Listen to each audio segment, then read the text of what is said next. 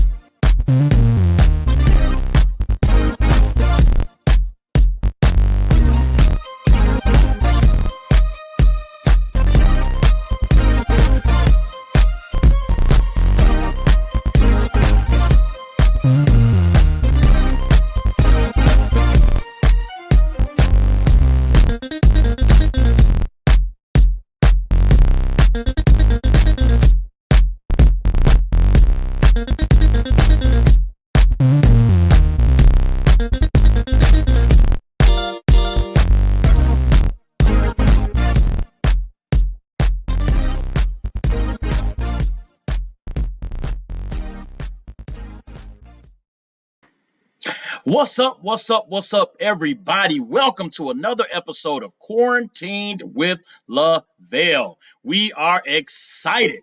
We are ready to go. We just have an awesome guest on tonight. We have Detroit City Council member at large, Janeé Ayers, that's going to be joining us. And we have some questions for her. And if you all have some questions, you can go ahead and put those in the chat, and we'll try to get to some if we can toward the end. But we're not going to hold her too long because we know that she is a very busy woman, and we do appreciate her for joining us on the show. So listen, we are excited about her being here tonight. Again, welcome to the show. We are in season 2, and March is Women's History Month. So we have had a phenomenal shows this month. We started out with Latoya Early, who is a businesswoman for I think 12 years or so, and still doing some things. She has a great conference coming up that you can go to the Neal Down Productions website, get some information on that. She's teaching women how to be coaches and how to go from whatever you're making now to making at least 6 figures. So it's an awesome opportunity. It was a great show. Last week we did a Defense Thursdays episode where we were talking about, is God misogynistic because of the certain Bible verses that seem to say that women ought to keep silent in the church, and all of these Old Testament pastors, and we kind of broke that down. So go back and watch that episode and know that God is not misogynistic. God looks out for women. Amen. And I truly thank God for my wife in particular. Thank God for her. I just got to give my shout out there. Amen. So definitely shout out to my wife, LaKenya, who is a phenomenal help on the show. She helps me pick the guest and to get the questions together. And she texts me to let me know if everything is going okay. I'm waiting on her now to text me to let me know if all the sound is okay and everything's looking okay. Nothing's frozen. I remember one time I was on and I was just a talking and she texted me, she's like, you froze up. So I had to fix that. So definitely thank God for her. Thank God for our son, who, if you can believe it, this Saturday, he will be 7 months old. It is really, really an amazing, amazing journey. So look, those on Facebook, make sure you look for those pictures. You know, we do those every month. We do a picture on the 20th. He was born August 20th, actually on a show. We were at the hospital. I went live doing a Quarantine with Lavell episode. So if you go back to season 1 to the August 20th episode, you'll get a chance to see little Emmanuel when he was 9 hours old. All right, she's giving me the A-OK sign. So awesome. Truly thank God for her and my son. Give a shout out to my mom, of course, to my mother-in-law, Mama Betty. Thank God for them supporting the show. My auntie Linda and my uncle Neal are huge, huge supporters of the show. My uncle forwards this out, as I say every week, to different people across the country. So we are national, right? Right now, and he's trying to reach that buddy of his in Canada so we can say that we are international. But I do have to give a shout out to my auntie Linda. She has her own business, Custom Designs by Linda. You can go to her website, customdesignsbylinda.com. She makes custom made jewelry, and I want you to get that jewelry for your loved one. She makes it for women and for men. So ladies, if you want to bless your man with some nice jewelry, a nice necklace or something like that, a bracelet rather, whatever, she makes it custom made. Fellas, if you want to bless your lady with some custom made jewelry, it can be for casual or classy, whatever it is you need. Give her a call at 888-443-7773. Get that free 20-minute consultation and make sure you mention that you heard it on Quarantine with Lavell, and she will give you that nephew's discount. All right. So also our sponsor for this month, my buddy Jay Will has his own podcast. It is an amazing, amazing podcast. He has new episodes that come out every Wednesday. So make sure you check out InspireGodsPeople.com. Inspire God's People, the podcast, was founded by Christian rapper and business professional J. Will Music with the purpose of helping Christians balance faith and business. Each episode sets out to challenge and encourage you to think beyond your current limitations by activating biblical principles. J. Will's unique approach to storytelling paints a vivid picture of success and the many ways it can be applied directly to your life. Inspire God's People is a one-of-a-kind production with life-changing material that adds a perfect blend of inspiration and comedy, and your host will introduce you to various perspectives and tools to help you grow in godly wealth. Visit InspireGodsPeople.com and follow J. Will on Instagram at Mr_Bellwether to get connected to your future and your destiny. Yes, so make sure you check out InspireGodsPeople.com. And listen, I'm not just saying that because I'm a frequent guest on the show, right? It is awesome. Even the episodes I'm not on, I always make sure that I listen in. And he has over 100, and I think he's on episode like 113 or 115 or something like that. But go back to the beginning. Listen to all of the episodes. I guarantee you will be blessed, especially if you are a business professional. He really, really helps you balance that blend there. So Definitely check that out. Follow him on Instagram at Inspire God's People or at Mr._Bellwether. And subscribe to his YouTube channel, which is J Will Music. He actually just had 3 new songs that came out about a week and a half ago, and they are fire. I'll tell you how I know they're fire, because we had our 6-month-old son. We played it, and whenever he likes some music, he'll start rocking to it, and he was rocking to it. So I called J Will and told him that, listen, your godson loves your music. So definitely make sure that you check out inspiregodspeople.com. All right, we got a few people coming on in. Thank God. Sister Regina Owens, God bless you. She says, good evening. Thank you for joining in, my sister, my big sister in the Lord. She's like a sister to my mother. Thank God for her tuning in. All right, listen. We are not going to hold this young lady up. We truly, truly appreciate her for joining us. So please, at this time, help me welcome Detroit City Council Member at Large, Janeé Ayers. God bless you, Miss Ayers. Welcome to the show. Thank you. Thank you so much for having me, and God bless you as well. Thank you so much. I truly, truly appreciate you being here on the show and joining us. Sure.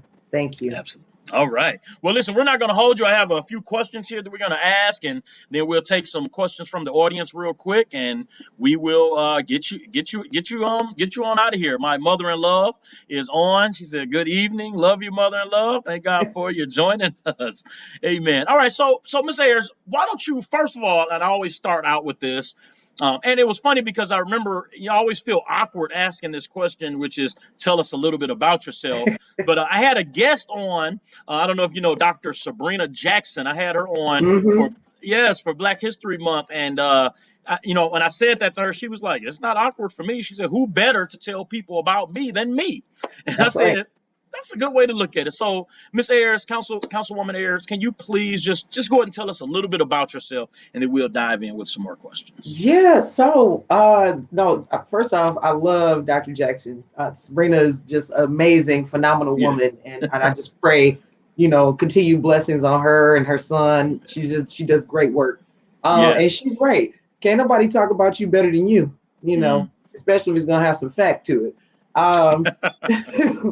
Right. But yeah, no, I'm 39 years old now. Native Detroiter from the West Side.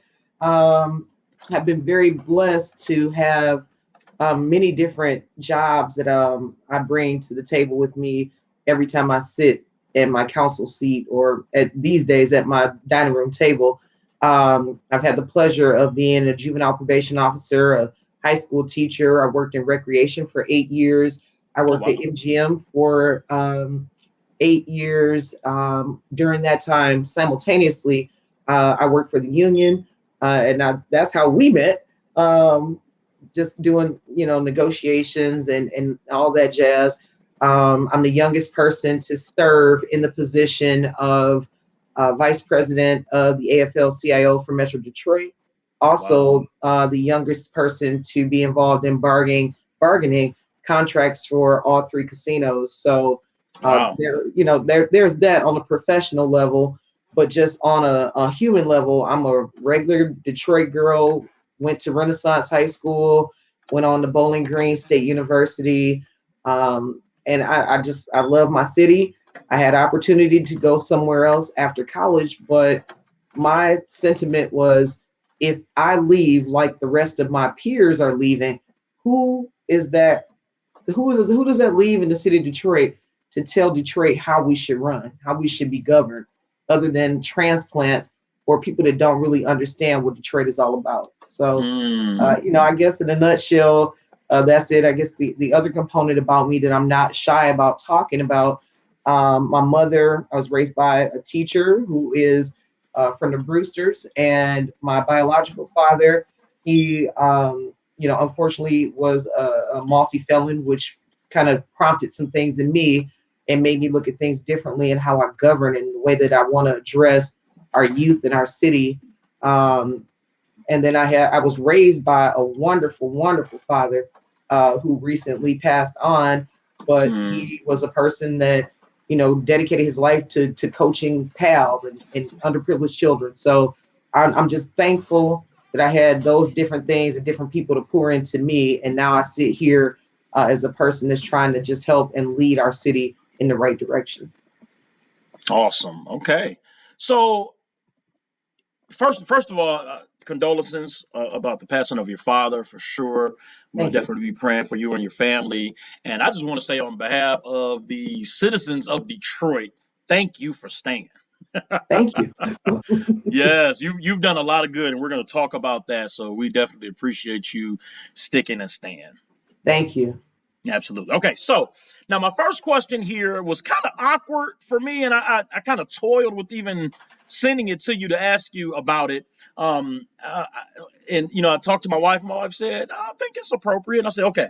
So I'm not into politics much, so I don't really know a lot about politics. Mm-hmm. But if you're already on the Detroit City Council. Mm-hmm. So my question is, and I'm sure this is what other people want to know, and then we'll get this and then get into some things Sure. that you're doing. But if you're already on the council, why does there need to be a petition to get you back on the ballot? That is a wonderful, wonderful question. But it's just the rules of it all. So when you decide when the term is up and a person decides to run, you have to get the petition signed. So for a district person, I believe they have to get 300. Whereas if you're running at large, which would be myself, council president, and the mayor, because we hold an at-large position, you have to get 500 petitions from registered Detroit voters that say, hey, this person is who we want to see on the ballot. Okay. Yeah. Okay, yeah, because I didn't know, because I thought I read somewhere that when you initially got on, you took over for someone. I'm not sure if they passed or if they quit or whatnot. Yeah. So back in actually the day was February 17th, 2015. So 6 years ago, Santil Jenkins, actually it was before that, but the day that I was appointed was that date. Anyway, Santil decided to leave council, and so created a vacancy. And they hadn't done an appointment before. And so they really were kind of coming up with the rules as it was going. So long story short, I went through that process and ended up coming out on top of 136 other individuals that were highly qualified and wonderful people. But we came out on top to get the appointment. So that's how that went down. Awesome. That is awesome. Okay. All right. So now we know. Awesome. And you definitely have our support. We have our petition, and we're getting it signed by our family members, our friends, and our neighbors, in our neighborhood, to make sure that we get that in. And we'll talk a little bit later about how people can get a petition to get those 500 signatures for you. Yes, thank you. Because the thing is, when in order to get 500 good signatures, you got to get 1,000. Because some of them are just not good signatures, and just trying to navigate that in this COVID universe. Of course, I want to do the job again, but I'm also not going to put my team or anybody I care about in harm's way to try to go door to door, be in the grocery store. I'm not doing that. So I appreciate you and thank you.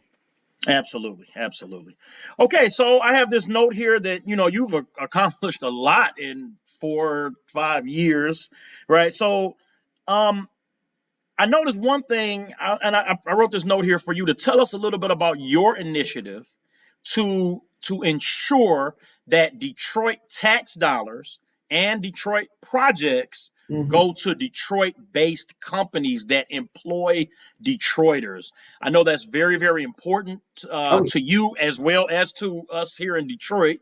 So let's talk a little bit about that initiative that you came up with for that. Yeah, so we have been working collaboratively with the procurement department to try to work on what the purchasing ordinance looks like. And so that is what kind of governs how the bids go out, and the questions that are asked, and who is getting the first bite at the apple. When we speak about, one of the things that was on the ballot this last go around, which was Proposition N, we knew, hey, we've got small, micro, Black, woman-owned businesses that just need an opportunity. So we got the ballot initiative passed. So let's go ahead and make sure that we're giving them the first bite at the apple, which we were able to do that. I want to say 3 weeks ago, we had 5 out of the 7 people that were bidding were Detroit, Black, and women-owned businesses, contracting businesses. So we've just been working on language that allows for that type of inclusion.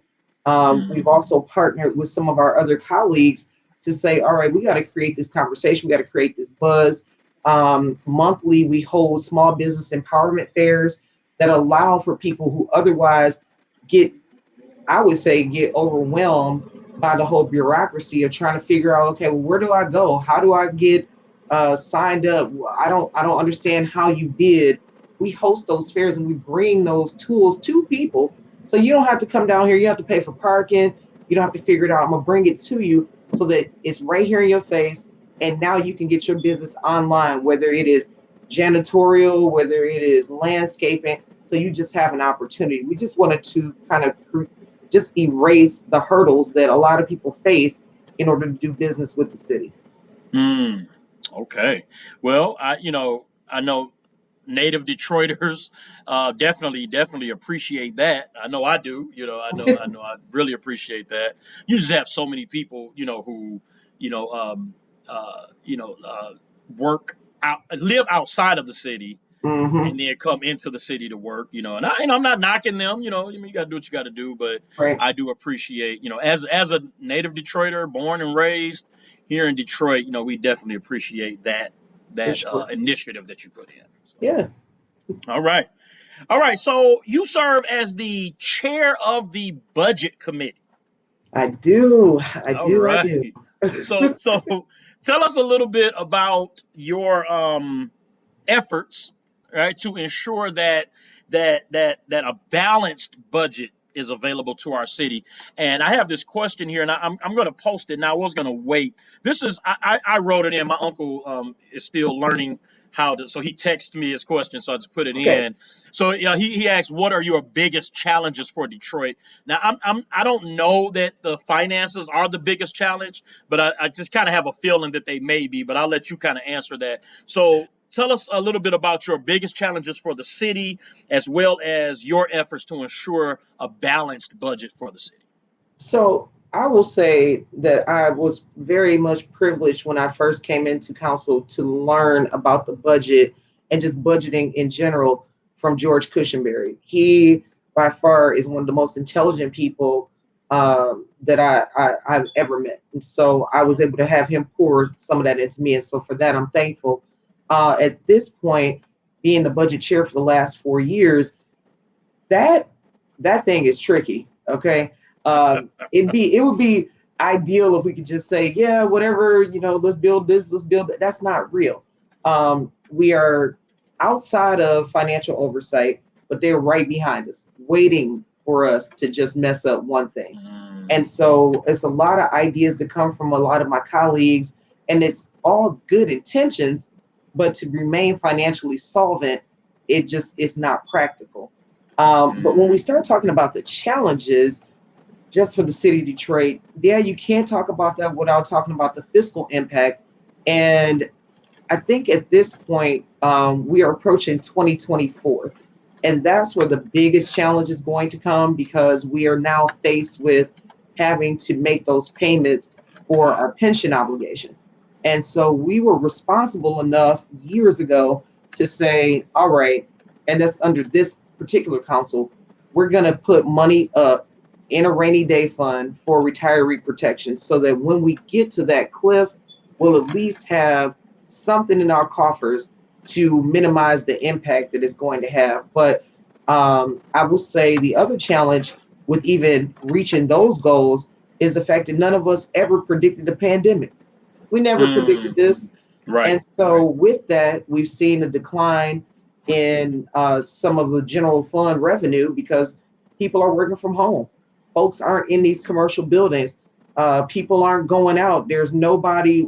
We had a moratorium on fees for the buses. We didn't have anybody downtown. So nobody's paying for parking. So we suffered some serious deficiencies, but we're managing to make sure that we stay on target, and then still have what some would consider to be a surplus. But I mean, I don't see it as a surplus. It's just, okay, we got a little cushion, and Mhm. it's very little. So Mm. those are some of the things that we're dealing with. But I'm very proud to work with the 8 other people on council, where we made the decisions and made the tough decisions to try to keep us solvent and afloat.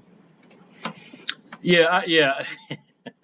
This pandemic is, I was talking to someone, and a buddy of mine who works down at the Renaissance Center, and he was just saying that the long term effects of this pandemic, we're not even gonna know until maybe 5 years from now. We'll be starting to finally realize But one thing I know for sure is that God has everything in control. That's right. I'm not worried about it, but I do thank God that He has placed people like you in positions where you all are dealing with that. It's hard enough for me balancing the budget of my household That with me and my that wife, so I can't even okay. imagine. That whole Uh, part, trying to keep your yes. own house afloat, and then I'm like, oh, I've got 700,000 people that are also dependent on me, and we're all trying to navigate this weird space. But I mean, I come from hospitality just like you. I was the person at the cash register saying next in line, and our folks were hit the hardest from the jump. Yes. Our union, we represent people from the hotels all the way to the airport. So when travel stopped, our people were hit hard. And what does that look like going forward? Do hotels pop back up online? Like, I just gonna pray our way through it. That's it. Amen. Amen. My mother-in-law asked this question here: did the city council get help from the government, from the federal government, and also was there some type of a rainy day fund that was already prepared before the pandemic hit? So as it pertains to the retiree protection fund, which is also the rainy day fund, yeah, we started that. Oh man, had to be 5 years ago. So we already Okay. had that in place, which thank God, we had the wherewithal to start that. But as Mhm. far as help from the government, we did receive CARES funding, and thank God that it's still coming in. We just The only issue now, and this is something actually I pointed out earlier in our meeting, the money is going to be released from the feds to the state. Now Okay. we need to make sure that the state, they're not having these same arguments with this side of the aisle versus this side of the aisle. This should supersede Republican versus Democrat versus independent, whatever you identify yourself as. We're all humans, and we need to get ourselves through this however humanly possible. And so that's my only concern, that the money ends up getting tied up because people are squabbling over things that really are secondary at this point. But we did get assistance from the government during this time.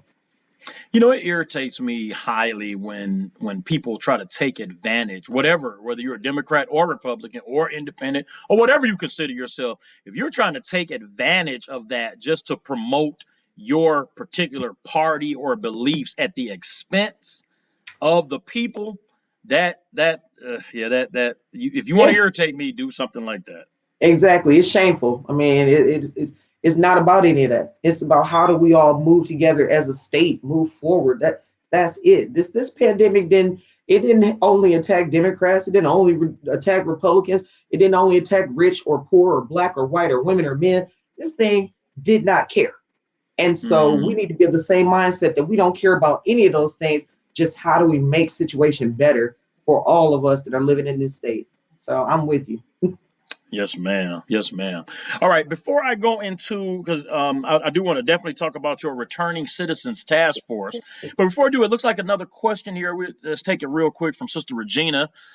She says, I'm concerned about the seniors, these tax abatements to keep seniors from being forced out. In my case, I was disappointed. The council made agreements, never made sure the owners complied, never checked with the seniors, never responded to calls, texts, emails. I was so disappointed. These people did what they wanted to the seniors. Things happened here should never have happened, from housing to city council. I'm not sure exactly what that is about, but Sister, I've been knowing Sister Regina since I was a little a little boy, and she's not an old lady, but she is a senior, and it looks like she has these concerns. Did you want to say anything about that before we go on? Oh no, that's fine. And thank you, Ms. Regina, for the question. I'm not quite sure if we're talking about a specific project or a specific abatement, so I can't really give you a full answer because I'm not sure Hmm. which thing that you're actually talking about.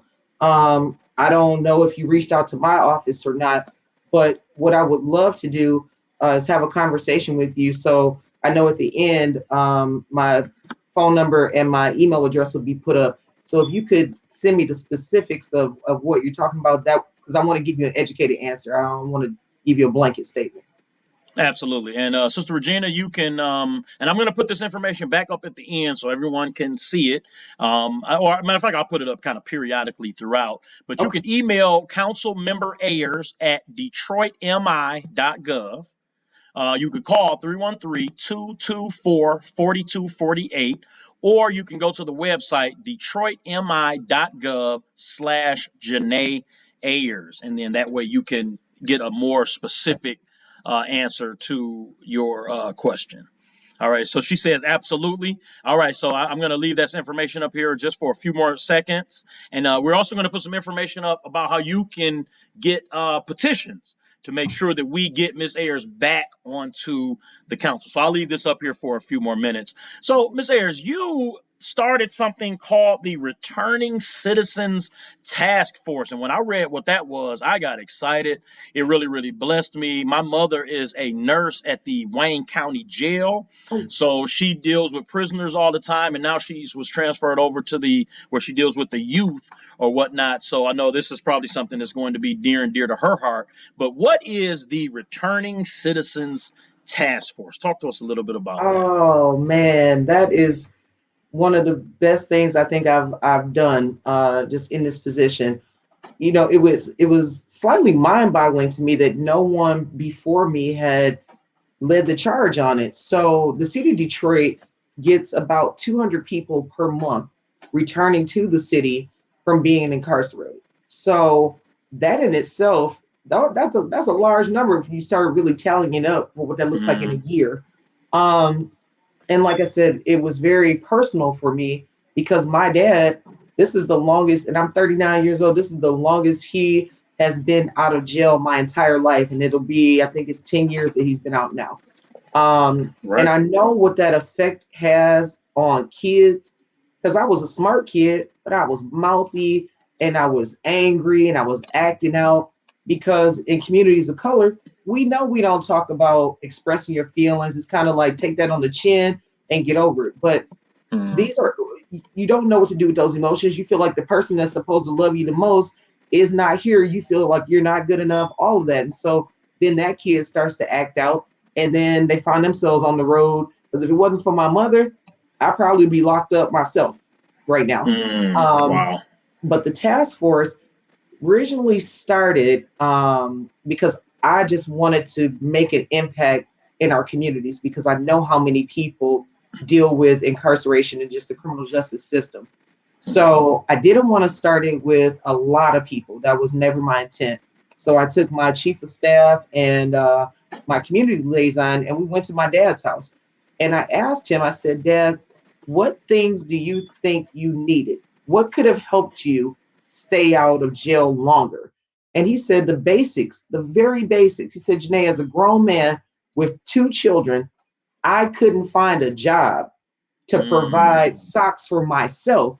How am I going to look at you and your sister and figure out how I'm going to feed you? So, so we started the group with suggestions from my dad. And then we also incorporated some really wonderful men who collectively had served 60 years in prison. Each of them had done at least a 20-year bid. wow. And just talking to them to see, what did you need when you came out? And then we were able to get to the bottom of it and say, all right, so one of the guys, he had to bring his mother, physically bring his mother to the Secretary of State's office because he didn't have any of the information he needed. He didn't have a ID when he left from being incarcerated. His mother had to come down there and tell them, "Oh, I had him on this day." So, Wow. and it's just inequities that we don't even realize because for whatever reason we've been lucky enough to avoid the criminal justice system, and so at this point it has grown. We have ciphered out people that said they were doing the work. No, if you weren't doing the work, we outed you. You're not doing anything. So if you're getting funded, we don't have to shut that down because you're not using it for what it should be used for. So as you can probably tell, the task force is so important to me. So I think we're doing good work, and I just pray that it continues on and we can continue to help people. Yeah, I think that's awesome. People make mistakes. They do things, and it's like we want to continue to punish them. Right. After they've gotten their punishment, they've done what and it's like, okay, now how do we get them back as productive members of society? So I love that. I think that is brilliant. Thank you. Thank you so much. Absolutely. Absolutely. All righty. I was waiting to see if my mother was going to comment on that because, like I said, she works in that. She's been in that field for 25 years, maybe. So She knows what it is. She knows those yes. inequities, and I feel very privileged. The governor appointed me as one of the members of the Juvenile Justice Commission for the state of Michigan, Wow. and although we work in the returning citizen realm, I'm proud to be on that commission because we need to make sure if we touching them now, then I don't have to see you in my returning citizens task force. Let's get you together as a juvenile.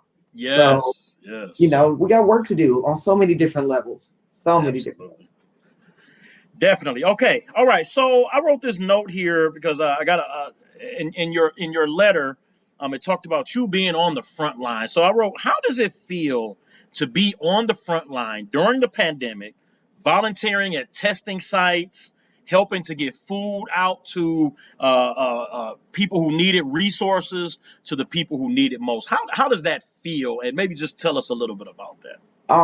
It felt amazing. At the height of the pandemic, I told my mom, I said, "Well, I'm going to volunteer," and she said, "No, you will not." And I said, "Ma, I don't have anything to lose. I don't have a spouse, and I don't have any children. I can't tell people as a leader that it's going to be okay if I'm scared to come out. That I don't Mm, want to. I don't want that person fighting with me. If you had behind the bush talking about we about to fight, no, we're not. So no. So I mean, it felt like I was doing what needed to be done, and I wouldn't change it for the world. I was able to go out and secure over $10,000 in donations at the wow. height of the pandemic to make sure that our firehouses, our police precincts, and then some of our smaller businesses or essential businesses had access to thermometers. Because if you remember in the beginning, you couldn't find a thermometer. Right. Right. So we were able to do that. So that felt like I was doing the real work to go to the state fair site and work there. And I'm talking about I'm moving cars, I'm doing whatever you need me to do because I felt like that's what I owe the citizens. If I'm gonna say to you that I am here for you, that I believe in you, that I am a leader for you, then I gotta lead. I have to Mm, lead. And I wasn't afraid to be out there because I already knew, and I said this in the last meeting that we had before the world shut down. I said, I'm gonna tell y'all like this. I don't know about the God you serve, but I know my story doesn't end like this. I'm just mm. not. So I had that conviction, I had that faith. I said it out loud and I meant it, and I still mean it to this day. And I just got out there and did what I thought needed to be done. And just to see the people that worked for the city that were there volunteering, they didn't even realize who I was, which I was glad. But when they Right. found out, they were like, council member, are you out here? Yeah, I'm out here. Because if you're out here, what makes you any different than me? What makes me any different than you? We're the Mm. same, and we have a mission, and that's to encourage Detroiters and to let them know that we are in this thing together. So it was duty called, and I answered. Wow. Well, I mean, I think that is awesome. That is awesome. Many people, many leaders do hide behind their titles, but you were out there on the front lines, and we appreciate you for being out there, being on the front line, helping people, helping get food and resources with the testing sites or whatnot. Yeah, and then I've been getting a lot of messages about the vaccine or whatnot. Hmm. Are you and I don't really know how to ask. I didn't have this question written down, but are you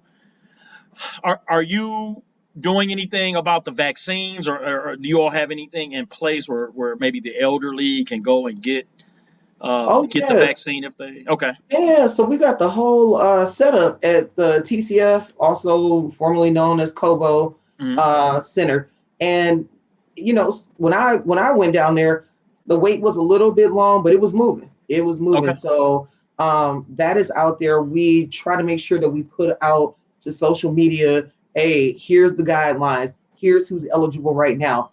Here's another reminder. We get with our seniors and say, your time is here. Our educators, like I said, my mother was a teacher, but also my brothers and my sisters, we come from a family of teachers. You all are eventually going to end up back in the classroom. You are first up. Let's get this done. You have access to all of it. So yeah, we've got the whole machine running over at TCF, and it's and Ford Field. I'm sorry, I forgot about that. So that's All the new right. one. If Okay. if anybody goes on our Facebook page, we just put up the information. They're doing a big testing site also at Ford Field. So we try to keep everybody updated on what's happening. Okay. Wow. That is awesome. Thank God for that. My mother commented. She says, "Thank God for that task force. It is so needed. Many of the juveniles that are in jail also tell us that one or both That's of right. their parents are in jail. So unfortunately, it is a vicious cycle. So thank Oh God for yeah. you helping to get them back, and even the preventive That's part of helping the young people not even to get into that in the first place." That's it. That's it. Because I'm telling you, if it wasn't, and thank you, Mom, for the statement, but if it wasn't for my mother, because Mhm. I just had so many misplaced emotions, I didn't know what to do with that. I'm like, you're supposed to be my dad. You're supposed to be here to protect me. And I was wreaking havoc. I'm telling Mhm. you, wreaking havoc. But I had a mother that believed in laying hands in prayer, or however you want to take that. Right. Right. it- she got me together, and that's the only reason that I'm even sitting in front of you now in this position or even alive. So I'm just thankful, and whatever I can do to try to keep somebody from feeling how I felt, I'm gonna do it. Amen. That's awesome. All right, I only got two more questions for you. Sure. One is what would you like to say to the people of Detroit that can help you get back on the ballot, and then we'll talk about how they can help you. But what do you want to say to the people that can actually help you? Well, I mean, if you can help, I would certainly appreciate it. It has been 6 years that I have dedicated to making sure that I try to properly represent Detroiters and what Detroit, where we want to go. Not Mhm. just, where we came from, where are we going next? You know, um, I would love it if folks would tell a friend. If you see this, you like, dang, I like her. Okay, tell a friend, have them call. We interact with our constituents all the time, and honestly, what you see is what you get from me. So it's I'm here in a hoodie right now because that's just how I am. I'm not afraid to get down in the dirt and get to work. And I feel like I have worked and I have represented our city, and I've done things the way that I believe Detroiters uh, will respect and that they will appreciate. And just outside of that, when we talked about titles, people do get caught up in it. But for me, my title is Janeé. 5 letters, two Mhm. syllables, and an accent mark, because when it's all said and done, that's the name I came in with. That's the name I'm leaving out with. And I have an 85-year-old grandmother that lives here in the city of Detroit. And I've got to be able to look at her and say, Grandma, I did this, this, and this, and this is why I did it in the city that we still live in together. So I would just encourage anyone that if you don't know me, get to know me. If you do know me, then let's get out here and work, get these petitions filled out, And then when you get to the ballot box in August, go ahead and cast your vote for me. I would certainly appreciate it. I just want one more term of being able to serve you and represent you well. Absolutely, absolutely. Well, you have our support for Thank sure. you. Me and my wife, my mom, my uncle. You definitely have our support. We're Thank all you. we're all Detroiters, and we're going to make sure that those are signed out. So finally, how can we help? Now, you talked a little about the importance of getting those petitions out, but how can people get the petitions and get those signed? And I know there's a deadline that's coming up kind of quick. So we want to make Yeah. sure that we get those out as soon as possible. Yeah, so right now the most important thing that's in our face is the petition. So like I said earlier, making sure we have 500 good signatures, which means we need to get at least 1,000. If Which you would which like, isn't a lot. That's not a it's lot. not, How many it's people did not. you say live? Was it 700,000 Hmm. Detroiters? Yeah, a Yeah, thousand is not. That's not a lot. it's small, but the way that we did it before is so different in this Mhm. environment. But you know, so I don't remember the exact date. I think we have until the end of April to get them in, but don't quote me on that. It should be on the website. But if Okay. you are interested and you would like to have a petition, my team will mail one to you. All you have to do is go to janeeayers.com, and that's JaneeAyers.com, and everything is there. I trust and believe that we'll get our signatures. And from that point, like I said, tell a friend, I believe in her, have them, they can reach out to us to get more information just for themselves. Um, as time goes on, we'll have our yard signs. If you want to put a sign up, we appreciate you. And just when you get to the ballot, take a friend, tell a friend, and we'll be able to get back to work. Awesome, awesome. Now, do you represent a particular district, or is the at large? Does that something different? Yeah, so it's different. So I have the entire city as an at-large member. So I'm not beholden to just one area. I Okay. go all over the city. So back when the world was regular, it was nothing for me to be on the deep east side at a meeting, and I had to have my team go on the deep west side, and then have somebody else in southwest. So we covered the entire gamut, and I love it. I love representing every neighborhood, every block in this 139 square miles. I love this place. Awesome, awesome. My brother Arthur Williams said 1,000 is not a lot for a woman and her team that raised $10,000. Well, thank you. I'm glad that you have faith in us, and I'm the worrier out of my team. I worry about everything, and they're like, "Be easy, we got this," and I'm like, "I can't be easy until it's done." So once we cross that Correct. one hurdle, then I'll start worrying about something else. But we'll be all right. Awesome, awesome. Well, listen, let me put the information back up here. Yeah, okay. So if you want to get a petition, you can email Ayers, the number four, Detroit, Ayers for Detroit, the number four, at gmail.com. Just email them. They will get back to you. They will get your address or whatnot, and they'll mail that out to you. Or you can go to the website, janeeayers.com. I have it listed there. I'm also going to put this information into the description on Facebook and on YouTube, so that when you go back, you all will be able to see this information. But you email Ayers for Detroit at gmail.com, or visit the website, janeeayers.com. And finally, listen, if you need help from the city government, Council Member Ayers information, you can email her at councilmemberayers at detroitmi.gov. You can call her office at 313-224-4248, or you can visit the government website, which is detroitmi.gov/Janeé Ayers. And you can get that. And again, all of this information will be posted on there. And listen, like I said, we have our petition. We're going to be mailing it off within the next week or so to make sure that you get those. And I read all the instructions, because I know, there's some instructions on there. You got to do it right, or otherwise they're not going to count.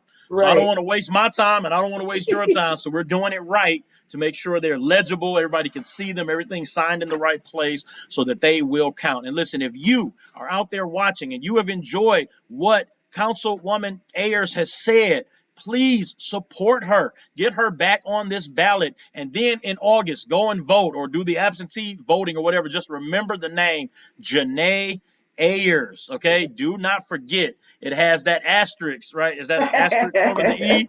Just remember that, Janeé Ayers. Remember that name in August when we get her back on that ballot. But before then, we have to get these petitions out.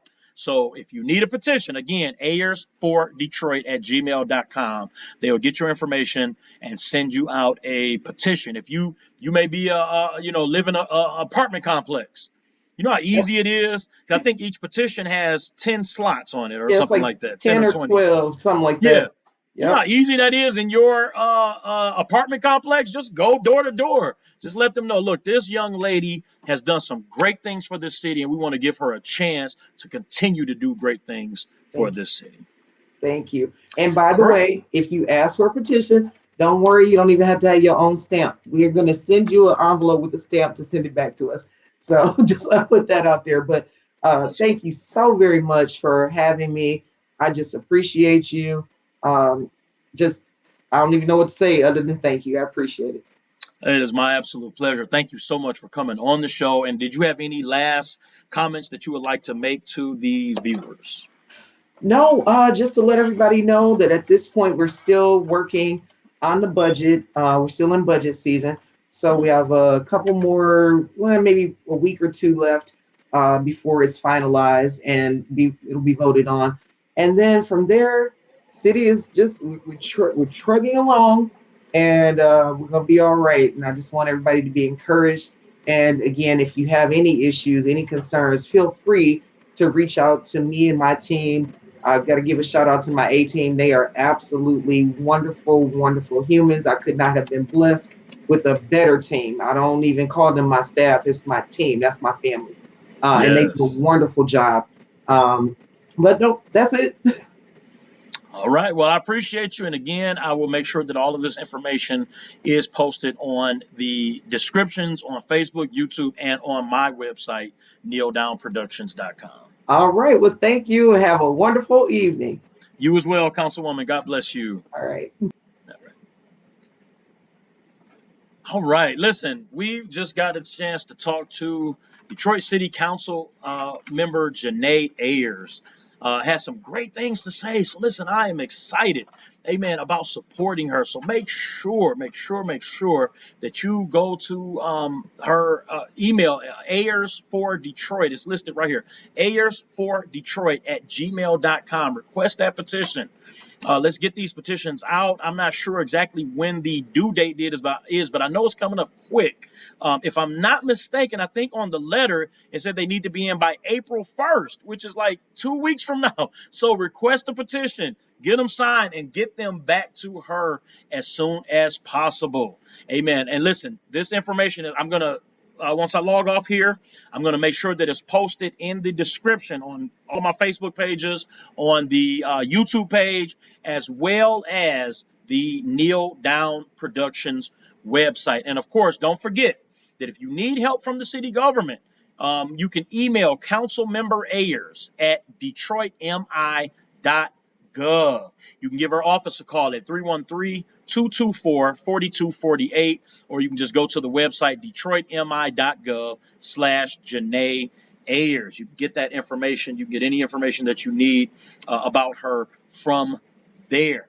So definitely check this out, and I will definitely make sure that all of this information is up on the websites and available to you. Let's get her back in office.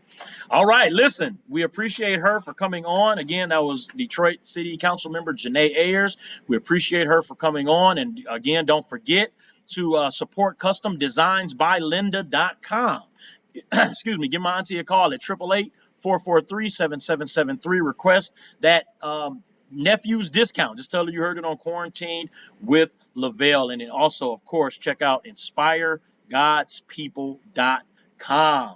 My boy J. Will is doing a phenomenal job. I appreciate all of you for listening in. Sister Regina, thank you so much for all of your questions. Mama Betty, thank you. Brother Arthur, definitely appreciate all of you all. And make sure you get that information, Sister Regina, so that you can ask her the question that you asked on the show, and she can give you a more in-depth answer. So listen, I appreciate each and every one of you for tuning in. Listen, we're going to be wrapping up Women's History Month next week with an author. Her name is Ms. Regina DeBose. She's written 2 books. One of them is about, and oh, that's right. I'm sorry. Before I go off here, I got to make sure. So the way I got the information for Ms. DeBose is through my brother Arthur. Right, Arthur Williams. I got this information from her, and I got to give him a shout out. I almost forgot, but today is his birthday. So happy birthday, my brother. Happy birthday, my friend. I truly pray God's blessings on you, my brother. And thank you so much. Regina DeBose is going to be on the show. She has a company, the Alexis Company, and she has been in small business for over 35 years. So she wrote 2 books that are going to be coming out in October, I believe. You can pre-order the books. One of them is about her passing on a legacy, right? Passing on a legacy of her business, right? And she says in her bio that, many people start businesses, but how many of us are starting business and leaving information for the next generation? So one of her books that she has coming out is about her struggles, her victories as a small business owner for over 35 years. And then her second book is about her spiritual journey, her becoming a Christian. And there was a lady in her church who helped her out tremendously, and she decided to write a book about what you need to do on your spiritual journey, amen, to grow in your spiritual journey with Christ, amen. So we're excited. We are excited to have her on the show. We appreciate it. I got some other comments coming in. Oh, wow. Okay. I see Sister Regina said her birthday was yesterday. So happy birthday, Sister Regina. You share a birthday with my Auntie Nene. Amen. That's my mother-in-law's sister. Auntie Nene's birthday was yesterday as well. So definitely shout out to Auntie Nene. Happy birthday to Auntie Nene.